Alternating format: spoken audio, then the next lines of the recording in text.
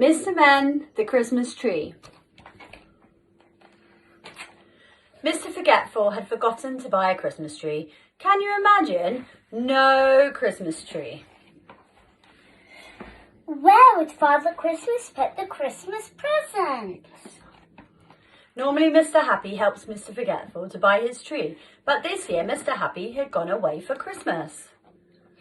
And now it was too late. All the Christmas trees have been sold. Everyone else had a tree. Mr. Greedy had brought his tree. Mr. Skinny had brought his tree. Mr. Mean had brought his tree. And Mr. Nonsense had bought 6, just in case he ran out. What nonsense! Even Miss Late had a tree, although she had only got the last one left. Mr. Forgetful realised that he had no choice but to go into the forest and cut down his own tree, so off he set through the snow. Mr. Forgetful walked and walked and walked some more, but he could not find the perfect tree he was looking for. They were too twisted or too Spindly. or too big. That won't fit in my living room, muttered Mr. Forgetful. After much searching, he finally found a tree that was just right, and it was then he realised he had forgotten his saw. Bother, he said to himself, I'll have to go back for it. And it was then he realised that he had forgotten the way home. Poor Mr. Forgetful. As he wandered through the forest trying to find his way home, he came upon some footprints in the snow. These must be my footprints, he guessed, and if I follow them, then they should lead me back home.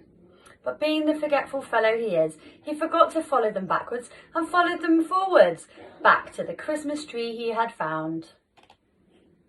Mr. Forgetful was now in a terrible muddle.